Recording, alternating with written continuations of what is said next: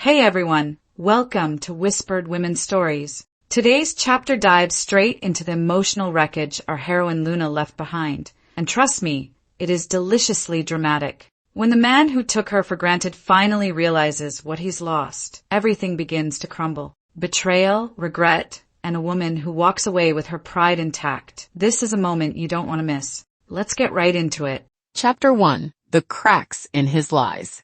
My sweetheart, Eliot Voss, once the richest man in California, handed me the divorce papers the very day his company went bankrupt and entered liquidation. I'd already received that sheet of cold, printed words. I knew exactly what he was thinking. He wanted to shoulder all the debt alone so I wouldn't drown with him. So I didn't sign. Instead, like someone who'd completely lost her mind, I picked up more than 10 part-time jobs. During the day, I ran from one gig to another, squeezing every second to earn money. At night, I'd hunch over and pick up bottles around the streets for a few hours. All I wanted was to survive this darkest stretch with him. Even if I was so exhausted my back couldn't straighten, the moment I walked into our tiny rental apartment, I always forced a relaxed smile onto my face.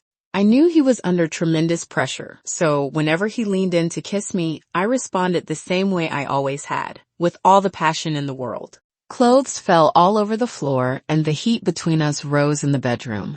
Eliot wrapped his arms around my waist, just about to switch positions, when his phone on the nightstand started ringing at the worst possible moment. His eyes, still full of desire, cleared the second he saw the caller ID. Luna, I took on a translation job. Be good for a moment. Don't make a sound, okay? I followed his gaze. If I wasn't mistaken, that was his former assistant's number, but the Voss Group had already gone bankrupt. That assistant should have left long ago. So why was he lying to me? Just as confusion hit me, Eliot lowered his voice and answered in fluent Portuguese. What is it? His assistant's anxious voice came through the line. Eliot, I saw your wife at the hospital today. She was pale as a sheet, so I checked around and found out she's been working crazy amounts of part-time jobs, picking bottles, and she even sold her blood several times just to help you clear your debt. The doctor said if she keeps this up, she's going to die. Eliot, should we just tell her about the fake bankruptcy? Eliot's brows tightened sharply. Since when do you think you get to tell me what to do? If I don't put on this show, how would Luna ever agree to the divorce? Mia has cancer. She doesn't have much time left. Her last wish is to marry me. I have to give her that. Once she's gone, I'll restore my identity and remarry Luna. The assistant sighed helplessly. But Eliot, you know Mia's cancer report was forged. That's enough. Eliot's voice instantly turned icy. But the assistant still refused to let it go. Eliot, all these years, you've never gotten over Mia. Then what is your wife to you? Just someone I settled for. Those two words stabbed straight into my heart like a poison blade. He hung up with visible irritation, and I felt myself drop into a frozen abyss, going cold from head to toe. I didn't know how long I sat there paralyzed before a pair of arms pulled me into a tight embrace. Eliot pressed a soft kiss to my lips. Luna, let's get divorced. My mind finally snapped out of its shock. I lifted my eyes, filled with anger, humiliation, and tears, and locked them on him. I wanted so badly to tell him. What a coincidence. I understand Portuguese. 1,000 questions swirled in my throat, roaring and crashing, yet I swallowed them all. In the end, I squeezed out one single word from the metallic taste in my throat. Okay. Eliot clearly hadn't expected me to agree so easily. He froze.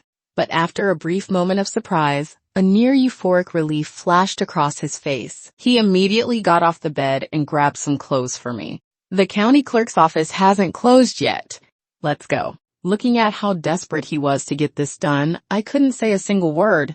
Numbly, I got dressed and followed him out of what I once thought was our home. The scenery outside the car window blurred past, like a cruel joke God had decided to play on me. The first time I met Eliot was at a party in my college dorm in San Diego. My roommate Mia Voss had drunk way too much and called her uncle to pick her up. We'd heard her talk about him before. She was an orphan, raised by this uncle. But until we saw him in person, none of us knew that her uncle was only a few years older than us, devastatingly handsome, and nothing like an authority figure. He brought gifts for each of us, then drove everyone back to campus, calm, elegant, and almost unreal. All the girls in our dorm fell for him, including me. But I knew my place. I didn't chase Mia for his number the way the others did. I knew the difference between him and me was like sky and mud. Our lives were never meant to cross. All I could do was hide my feelings deep inside and steal a glance or two whenever he came to pick up Mia. In my senior year, I received an offer to study abroad. Just as I was preparing to leave for a bright future, Eliot suddenly came to find me.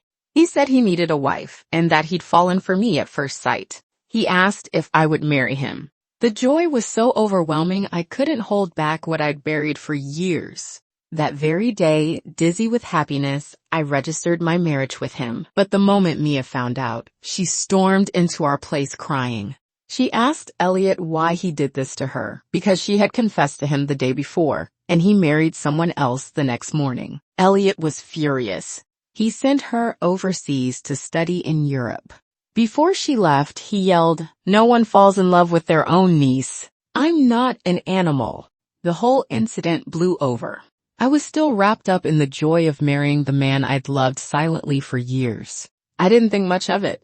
For the 2 years after our wedding, Eliot treated me incredibly well, and I gave him everything I had.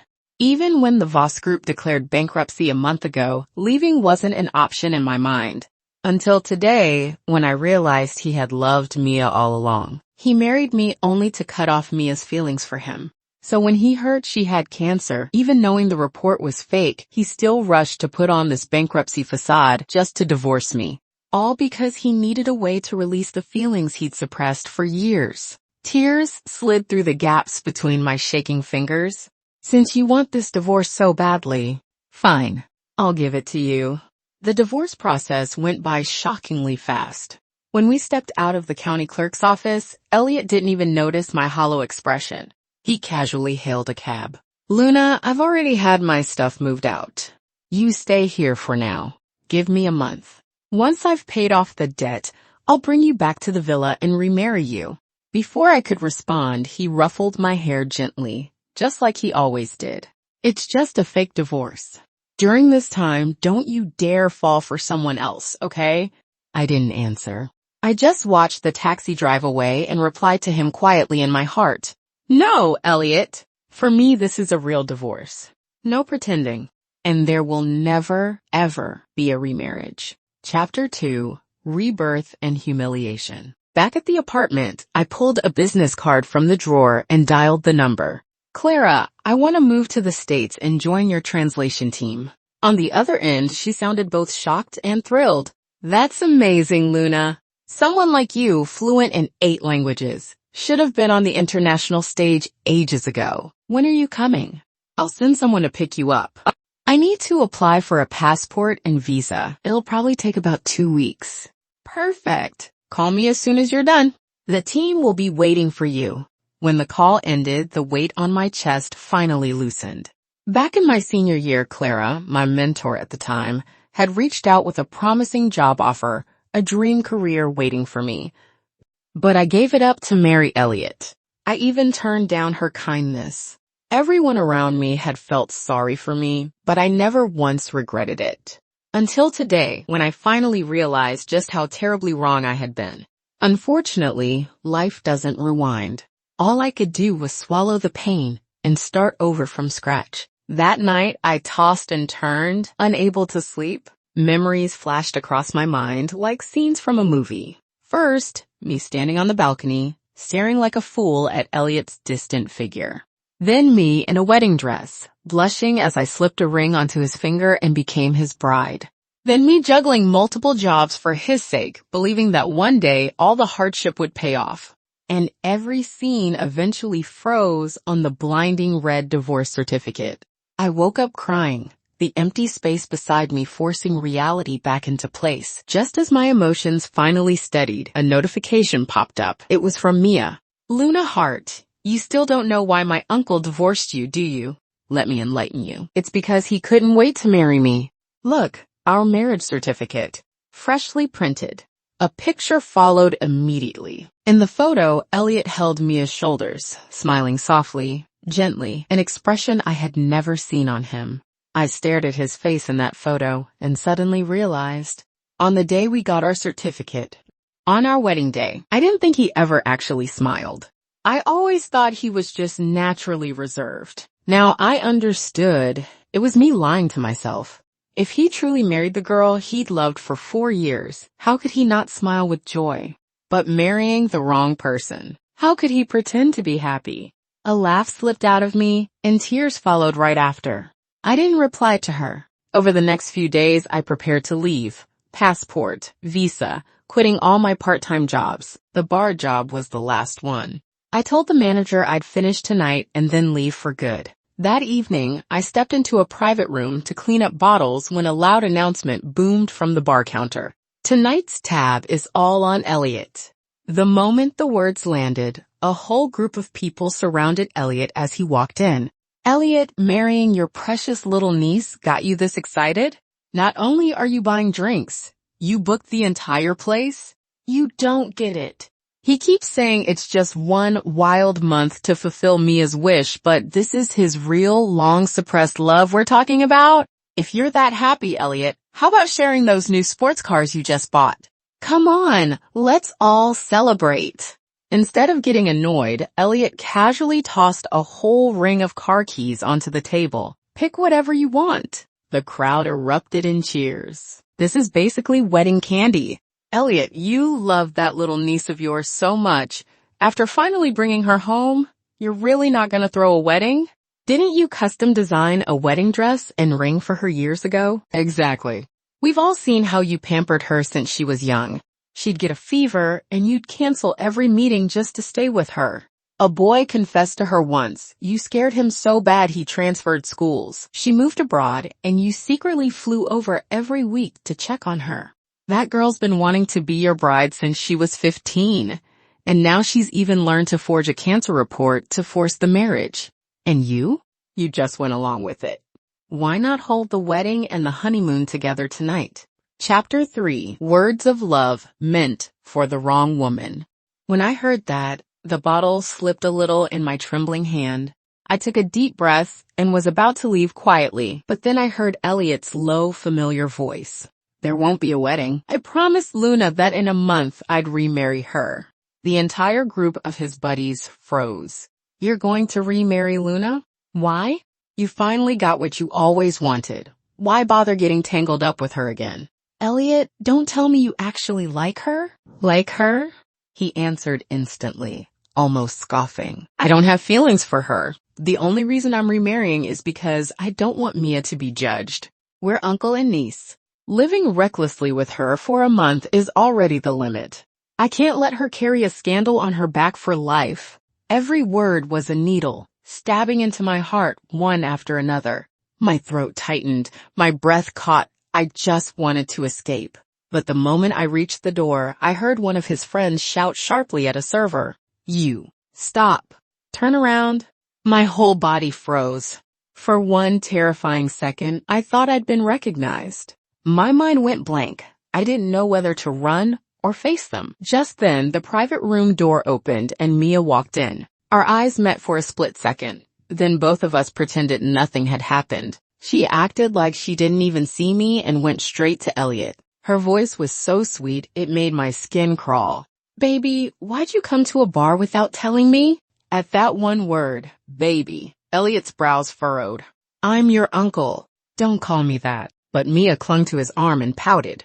We're married now, so of course I should call you baby. If you're not used to it, I'll just say it more. Baby, baby bat. Bye. Eliot was helpless against her and rubbed his forehead. All right, enough. Not in front of other people. Save it for home. Watching them glued together like that, I knew then this ex-wife had long been erased from his world. I didn't bother turning back. I clutched the tray to my chest and hurried out of that suffocating room. After working the whole night, I dragged my lead-heavy body back home. I must have been exhausted, because the moment I finished washing up, I collapsed into bed. But in the middle of the night, a noise at the door jolted me awake. I sat up just as the bedroom light flicked on, and Eliot stumbled in, reeking of alcohol. Why aren't you asleep? At the sight of him, My hands instinctively tightened around the bedsheet. We're divorced, but he didn't care. He grabbed me and pulled me into his arms, mumbling, "We just got married? Mia, we're husband and wife. Today, tomorrow, forever." So that was it. He thought I was Mia. I shoved him hard, my voice shaking. "Eliot, look at me. Look clearly. Who do you think I am?" But he only held me tighter, his low voice both intimate and painful to hear. "You're my wife." "You called me baby. Mia, do you know how happy that made me?" "Say it again, please." And the whole night, he held me like that, kissing me over and over, calling me by another woman's name, whispering love words I had never heard from him, not once in 2 years of marriage. My heart, already full of cracks, went colder and colder in the dark, until finally it felt nothing at all. By noon the next day, the sharp ringtone of his phone woke Eliot up. He opened his eyes and saw me, and confusion flickered across his face. "Luna, why am I here?" Chapter 4, Trading Life for Money. I lifted my bloodshot eyes and looked at him calmly. "You were drunk. You walked into the wrong room." Eliot pressed his temples, wincing from the hangover. "I drank too much yesterday.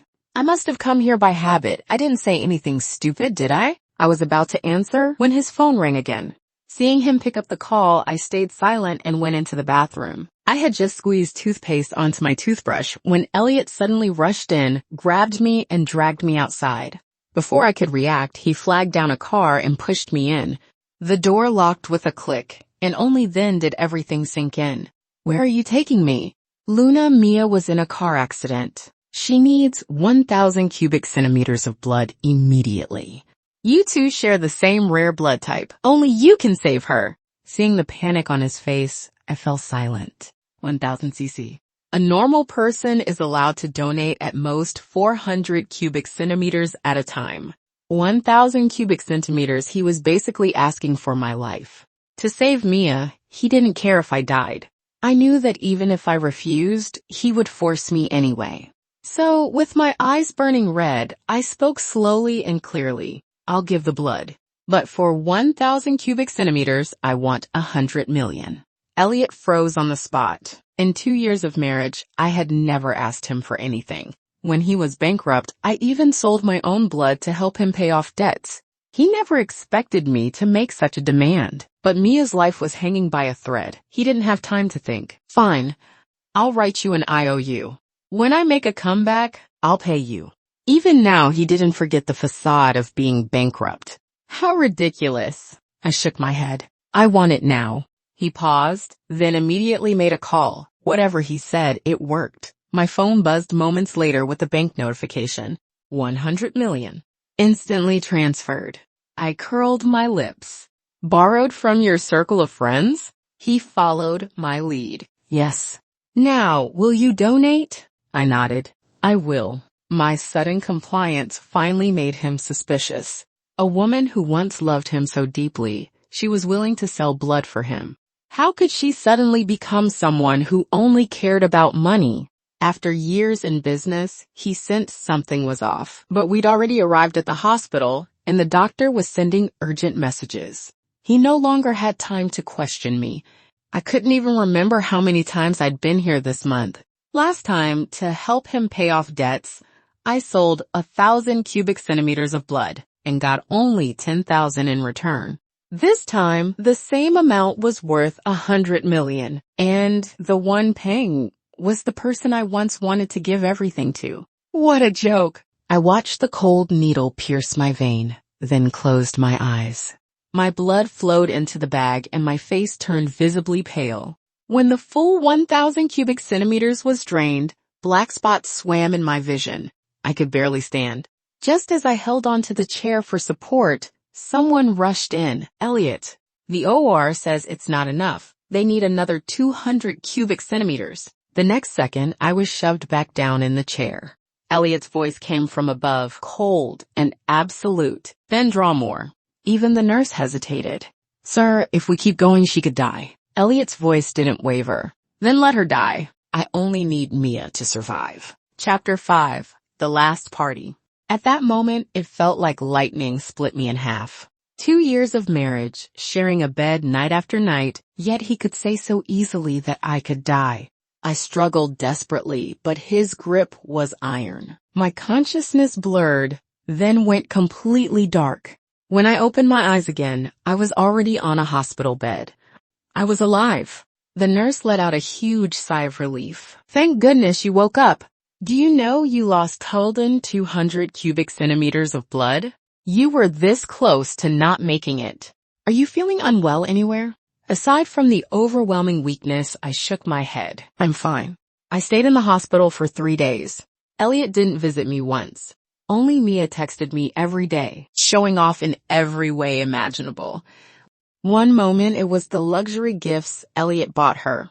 Another moment, videos of him brewing medicine for her, massaging her legs, photos of them asleep with fingers interlocked. I scrolled through everything blankly. My heart felt no pain at all anymore. Looks like I was finally letting go. On the day I was discharged, I handled everything alone. Just after I got home, a friend called, inviting me to dinner. Since I might never return after going abroad, I agreed. I wanted to say a proper goodbye. By evening, I arrived at the clubhouse and realized it wasn't just a casual get-together. Classmates, roommates, even former professors, everyone was there. And at the center of it all, surrounded like a star, was Mia.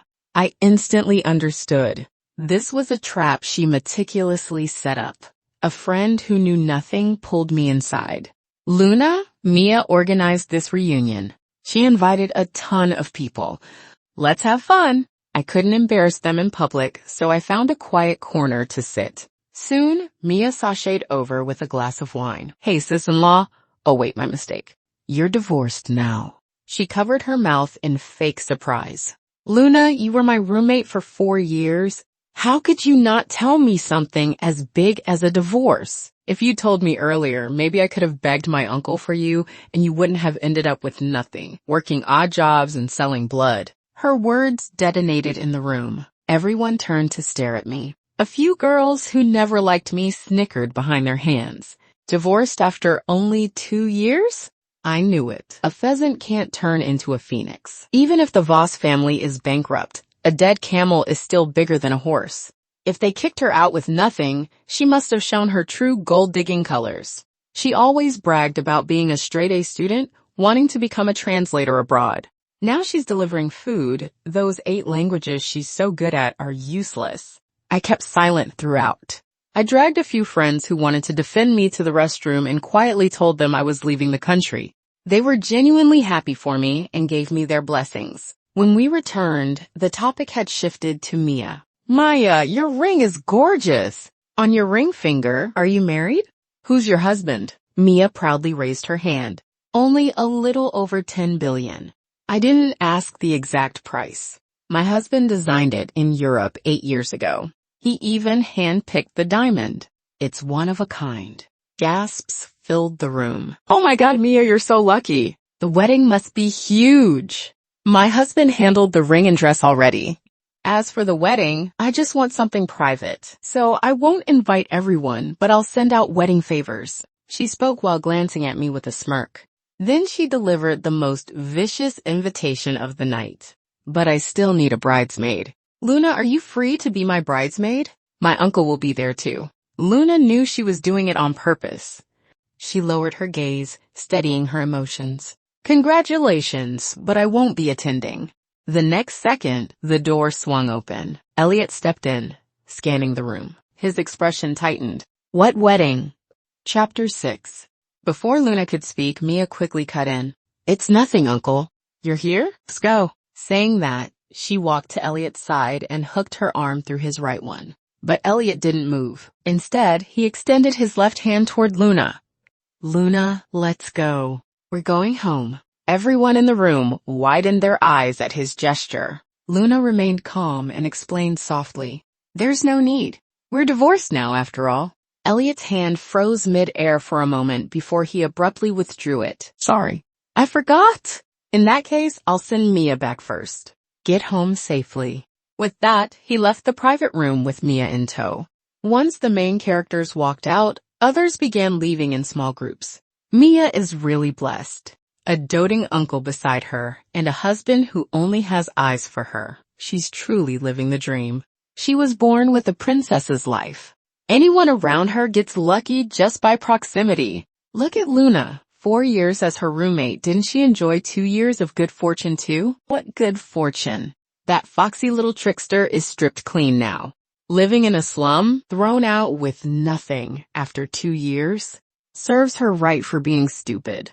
Hearing the gossip near the elevator, Luna stopped and turned toward the stairs instead. She had only gone down 2 floors when she heard Eliot's cold tone from below. "You're the one who spread the news about Luna and me divorcing? Did you forget what I told you? I slipped up, okay? It was just a tiny mistake. You're really blaming me for that?" Her coquettish whine softened Eliot's tone, tinged with helplessness. "I'm not blaming you. I told you early on, during this 1 month, I'll give you anything you want. But our divorce and the fact that I'll marry you, you're not allowed to tell anyone." "I really didn't mean to, Uncle. Please forgive me. This better not happen again." Seeing he wasn't angry anymore, Mia's eyes lit up. She stood on tiptoe. "Uncle, you said you'd grant all my wishes. I want to kiss you. Will you let me?" Even though Luna was separated by the spiraling staircase, she could clearly see Eliot's expression. He didn't say yes. He didn't say no. He simply reached out and wrapped an arm around Mia's waist as if losing control. Thinking he agreed, Mia mustered her courage and brushed her lips lightly against his. Eliot's breath instantly went chaotic. He yanked her closer. "Who said you could kiss me?" Before she could finish, Eliot kissed her hard. All the emotions he had suppressed for more than 10 years erupted in that instant. Watching him chase after her lips so desperately, Luna's fingers dug into her palms. When the motion sensor stairway light went out, the sound of heavy breathing grew even louder in the dark. Luna bit her lower lip so hard she tasted blood. Her teeth ached from the pressure as she forced herself to leave silently, step by stiff step. She walked aimlessly in the night for a long time. Only when she came back to herself did she realize she had returned to her rented apartment. The moment she got home, a message from Mia popped up, photos attached. One was a close-up of her swollen, bitten lips. Another was a men's shirt stained with lipstick. "Uncle couldn't help kissing me. I told him it was my first kiss and I didn't know how to breathe, so he patiently taught me for a long time. He kissed me for 3 hours and still didn't want to stop. Kissed me from the stairwell to the car, then to the room. He never kissed you like this, right?" Yes. He had always kissed Luna politely, composed, restrained. That's how one kisses someone they do not love. And yet now, looking at those messages, Luna felt nothing. Because she knew none of this would matter soon. She would be gone. In the following days, Luna packed her luggage continuously. Only when she received the call saying her visa and passport were ready did she make a trip to pick them up. She had just taken the new documents and was about to leave when she unexpectedly ran into Eliot. His gaze dropped to the passport in her hand, sharpening instantly. "What do you need a passport for?" Chapter 7. Luna had just opened her mouth to speak when Mia suddenly showed up behind her, pretending to be all friendly. "Luna, what a coincidence! My uncle and I were just heading to the restaurant near campus. Since you're here too, why don't you join us?" "No thanks, I'm not really hungry." Luna rejected her without even thinking, but Mia wouldn't give up. She kept tugging and dragging her, insisting she had to come along. Once they got in the car, Mia tore open snacks and scattered crumbs everywhere. Eliot, who had always been a clean freak, didn't say a word. He simply took out a handkerchief and gently wiped her hands. When she complained that the seat wasn't comfortable, he pulled over immediately and spent a full half-hour adjusting it for her until she was satisfied. At the restaurant, he picked up the menu and automatically ordered a whole table of her favorite dishes. He even reminded the waiter several times, no scallions, ginger, or garlic. Luna used to see this kind of thoughtfulness and care all the time. Back then, she assumed it was just family affection, but she had ignored something. In front of Mia, Eliot was never the decisive, no-nonsense CEO uncle that everyone else knew. For her, he would loosen every boundary, tolerate every little tantrum, and offer her the very best this world could give. Only someone who loved deeply, down to the bone, would spoil someone so recklessly, asking for nothing in return. Throughout the entire meal, Luna didn't pick up her chopsticks once. Midway through, Eliot answered a call and stepped out of the private room. The moment he left, Mia instantly dropped her act and looked over with open mockery. Uncle already agreed. He's going to throw a wedding for me in the Maldives. Honestly, I didn't even do anything. I just cried a little and he said yes. And even though he said we'd only be together for a month, I can tell he's gotten addicted. He doesn't want to leave the house during the day because he hates being apart from me. At night, he comes home super early just to spend more time with me. And every day he just keeps holding me and kissing me endlessly. Luna showed no sadness, no disappointment, nothing. She simply said calmly, "Then congratulations. I hope you get everything you want and marry the person you love most." Hearing her say that with such a neutral expression, Mia instinctively thought she was being mocked. Her face twisted. "Why are you pretending to be so magnanimous? Don't tell me you're still dreaming about remarrying my uncle." He knew I was faking cancer, and he still chose to be with me. That proves he loves me, and only me. Why haven't you figured that out yet? Haven't figured it out? No. Luna had already seen everything clearly. She tugged at the corner of her lips, uninterested in arguing. She grabbed her bag and got ready to leave. But just as she stood up, the door of the private room swung open. Mia, who had been bragging confidently a second ago, suddenly collapsed weakly to the floor, like some fragile patient, and spit out a mouthful of blood. Eliot walked in, eyes widening instantly. He rushed forward and scooped her up. Mia. She leaned limply against him, eyes reddened, twisting the truth without hesitation. "Uncle, Luna forced me to drink a whole bottle of alcohol. I don't know why she hates me so much, but to make her happy, I just drank it. I didn't think it would end up this serious." Eliot's expression turned pitch dark. He looked toward Luna, furious. "Luna, what did Mia ever do to you? Why would you force her to drink? Were you trying to kill her?" Luna quietly watched the two of them perform their little act, feeling nothing but exhaustion. She didn't want to waste another breath. She grabbed a bottle of liquor, twisted it open, and said calmly, "If you think it's my fault, then sure, let it be my fault. She's coughing up blood, and I happen to be allergic to alcohol. If I finish this bottle, can I leave?" Then she raised the bottle and poured it straight down her throat.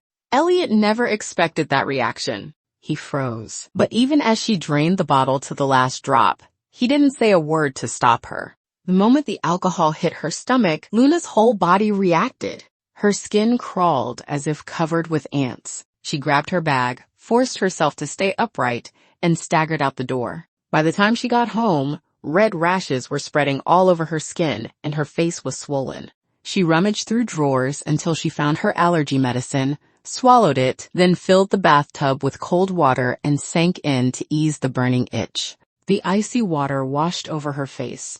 Droplets slid down like tears, but she wasn't crying. She simply felt freed. The next day was Luna's departure date. She was leaving the country. She had just finished packing when her phone rang. She picked up, and Eliot's voice came through. "Luna, I shouldn't have yelled at you last night, but you were also wrong. You were targeting Mia. That's why I didn't stop you from drinking.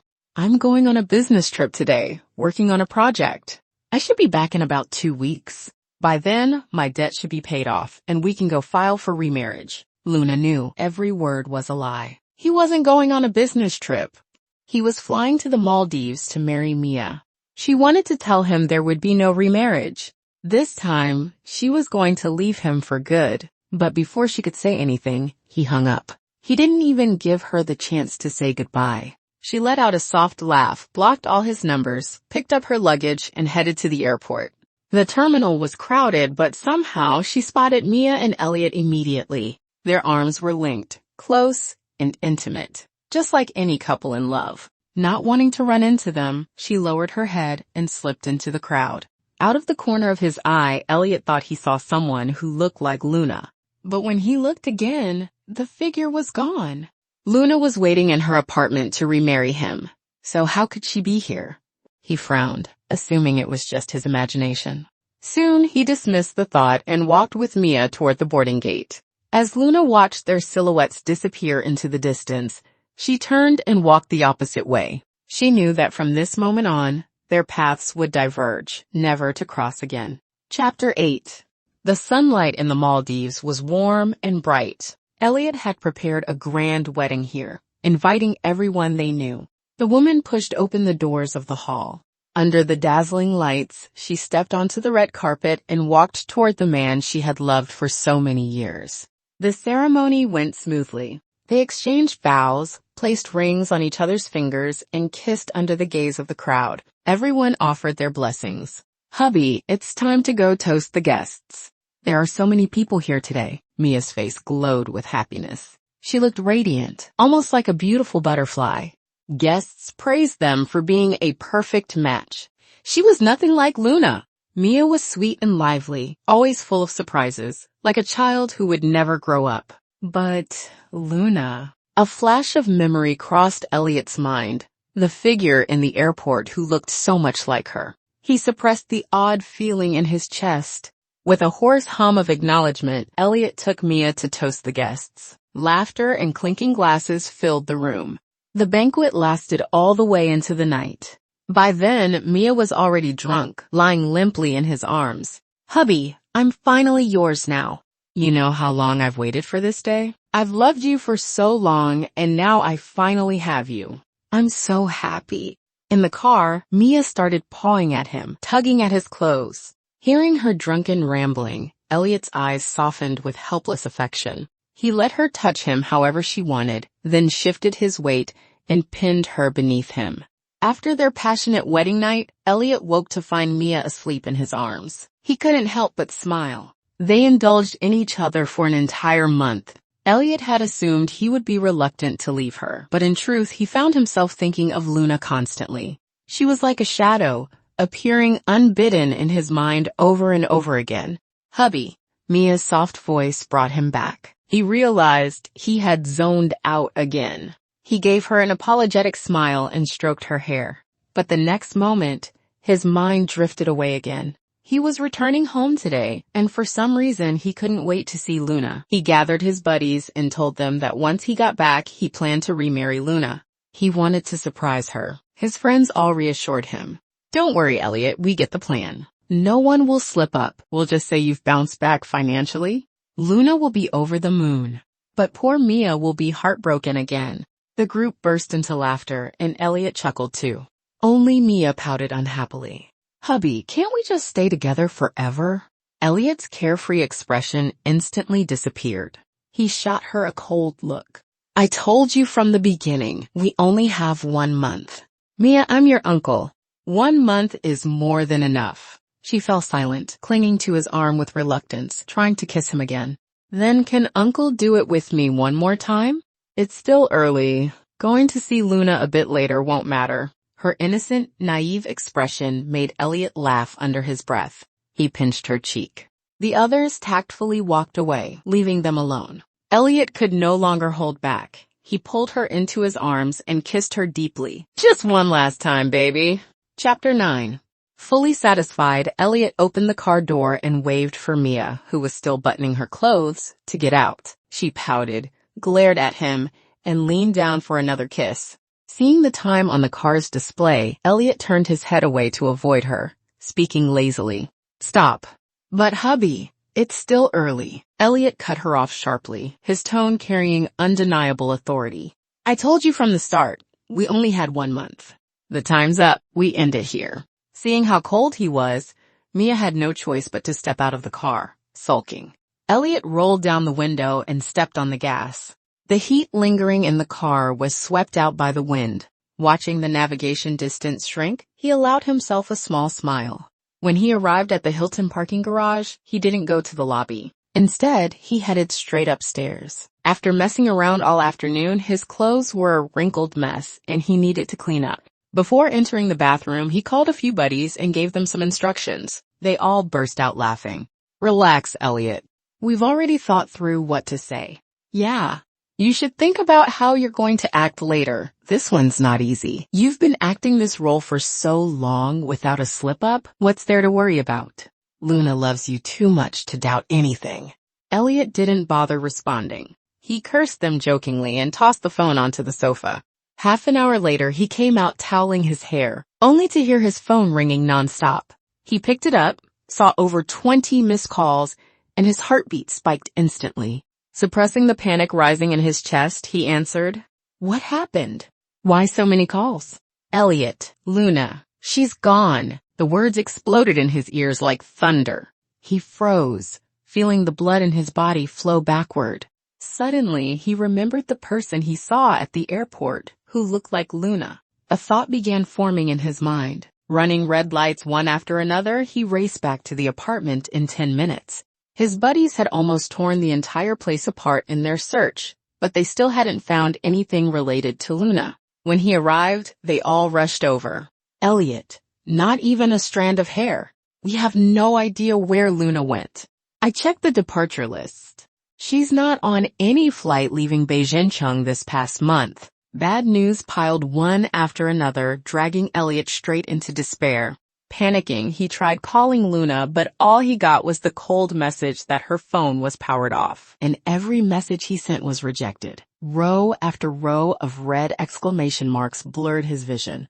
Hand trembling, he pushed open the door, desperately hoping she was still inside, that all of this was some stupid mistake. Luna wouldn't leave him. But the apartment was completely empty.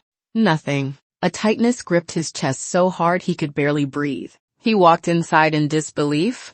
The windows were wide open, the curtains fluttering. Sunlight poured into the room, bright and warm, but the one person he wanted to see was gone. Why? Why would she leave? Their photos, the gifts he'd given her, every trace of her existence, gone. Eliot's heart felt as if 1,000 needles were piercing it, each prick sharp and relentless. He tore through the apartment like a madman, searching for any proof she had loved him. He didn't leave a single corner unchecked. Their engagement ring, their anniversary gifts, birthday presents. Eliot knew how much Luna treasured everything he gave her. Even the smallest things made her happy enough to guard them carefully. But now, there was nothing. Nothing at all. Staring at the empty room, a suffocating panic swallowed him whole. His eyes reddened, and he didn't even know why his chest hurt so much. Until he saw the divorce certificate on the table. Only then did his heart completely seize up. Too late for regrets. Too late for breath. Chapter 10. Maybe Luna had already discovered everything between him and Mia. That was the only explanation Eliot could think of. He had always believed he hid it well, believed he could juggle both Luna and Mia without either side noticing. He thought he was careful. He thought Mia was just someone he fooled around with, someone he would never bring in front of Luna, someone Luna would never find out about. But in the end, she still knew. When did she start noticing? Luna had been ruthless, using the divorce to completely vanish from his world. His eyes stung, vision blurring with unshed tears. He had been so confident, so certain he could keep everything under control. But he forgot. Luna was never the type to swallow her anger and endure things quietly. Luna understood Eliot better than anyone.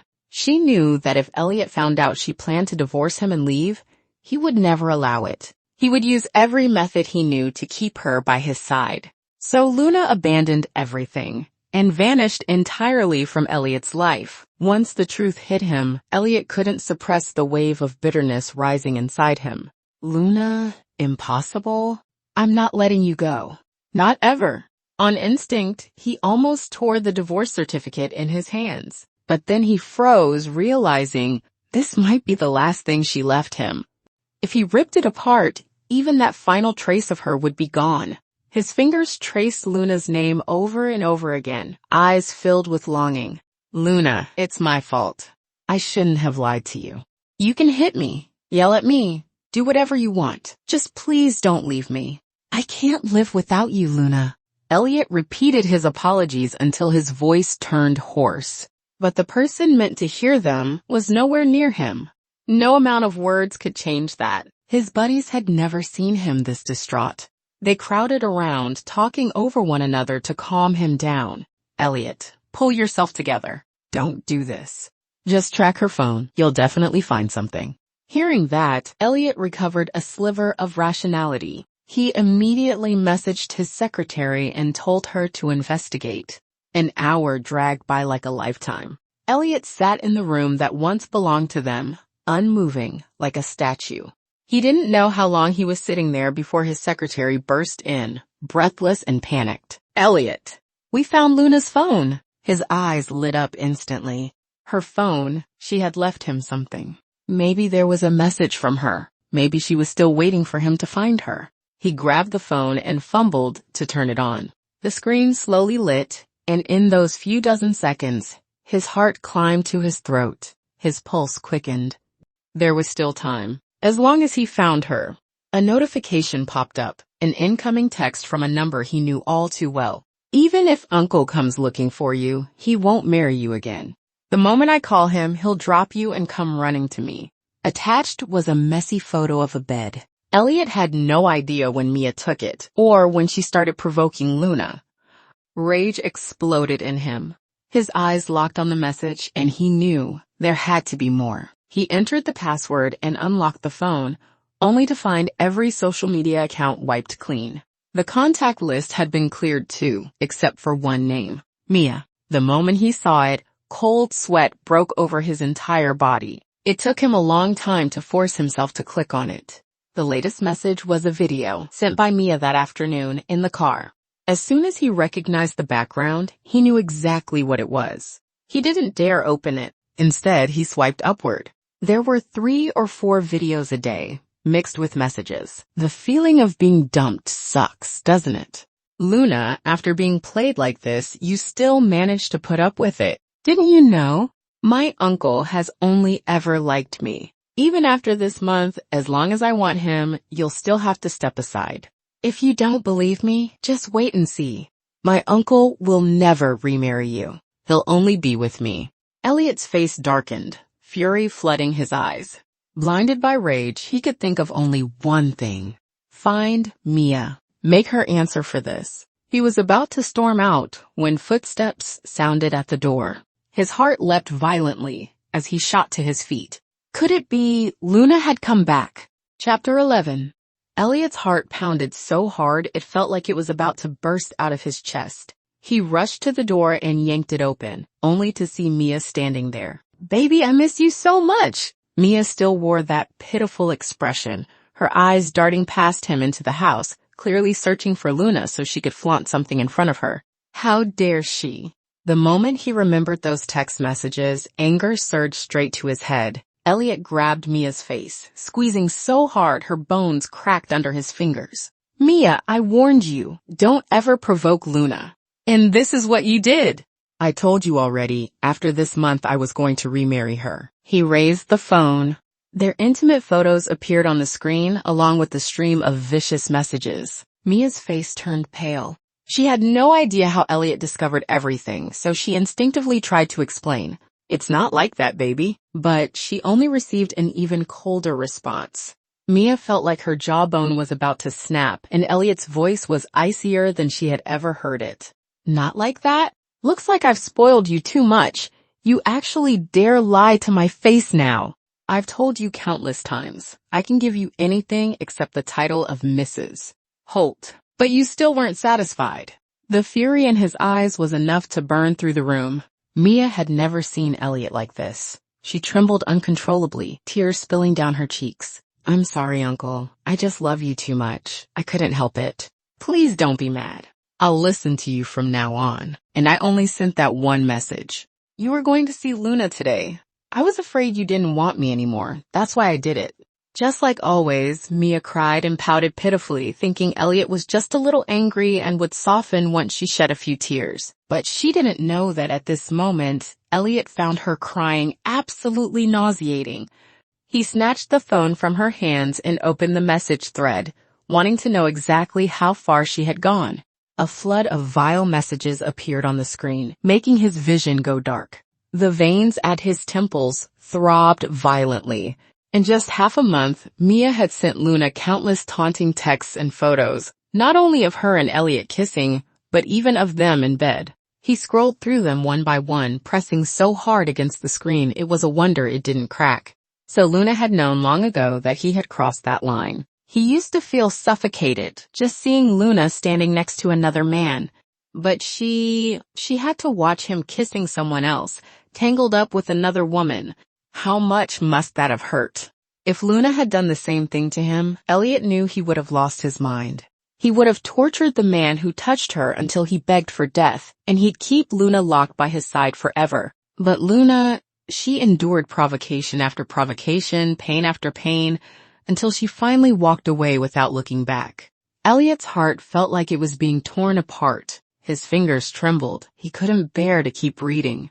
How many unforgivable things had he done to her during this time? Baby! Mia's frail voice broke the silence. She looked at him with fear. In an instant, the last trace of tenderness in Eliot's eyes vanished. What remained was pure cold cruelty. He stared at the face he once adored. Now it looked unbearably ugly to him. A wave of disgust rose from deep inside. I'm your uncle, not your husband. His voice was frigid, sending Mia's face into a deathly pale shade. Her eyes welled with hurt and confusion. She couldn't understand why Eliot was treating her this way. Crying, she confronted the man who now looked at her with absolute indifference. How is that not true, Uncle? You married me. You took care of me. You chose me over Luna again and again. Doesn't that mean you like me? I didn't do anything wrong. Thanks for watching today's episode on Whispered Women's Stories. And honestly, Luna's strength hits different. While Eliot falls apart, she's out there reclaiming her freedom. And that's the kind of female lead energy we live for. What did you feel when he finally faced the truth? Tell me in the comments, and don't forget to like, subscribe, and come back for the next chapter. See you soon.